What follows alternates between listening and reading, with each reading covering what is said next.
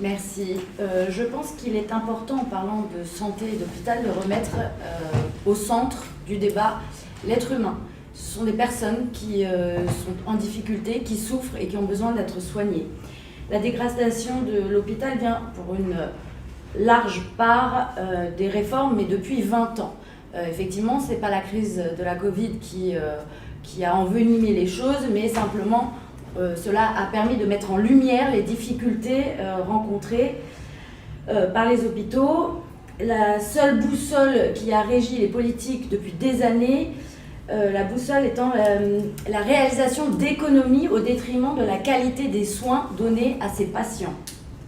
Les hôpitaux, en effet, sont contraints à fixer leur budget en fonction des prévisions budgétaires et non plus en fonction de la réalité de leur activité et des besoins des patients.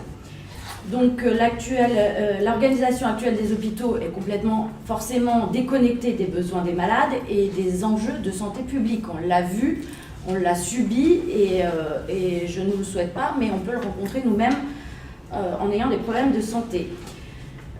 Il faut évidemment supprimer les complexités bureaucratiques imposées par l'ARS qui demandent aux soignants de passer plus de temps dans un bureau à remplir du papier qu'à soigner les patients.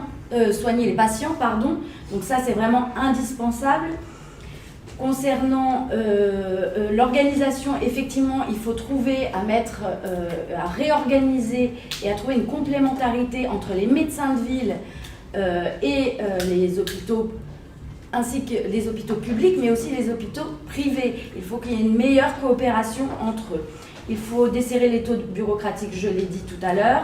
Il faut multiplier les maisons de santé pour lutter contre la désertification médicale, notamment en milieu rural. Mais on peut souligner qu'il y a 13 départements où nous avons une absence totale de gynécologues. 13 départements en France, c'est énorme.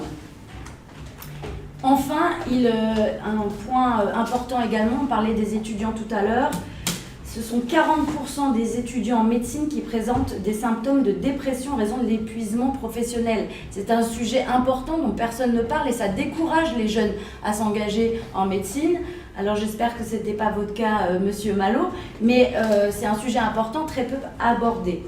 Également pour ces étudiants, il faut évidemment ouvrir un nombre de places suffisant dans les facs de médecine et dans les centres de formation pour infirmiers et les aides-soignants et aussi. Qu'est-ce qu'on attend pour ouvrir un nombre de places suffisant? Et évidemment réintégrer urgemment les 15 000 soignants suspendus injustement. C'est honteux qu'on ne soit pas encore revenu là-dessus et qu'on ne soit même pas revenu sur les salaires qui leur manquent, laissés à la rue comme ça, sans rien, alors qu'on les a envoyés au front, sans masque, sans protection, sans rien.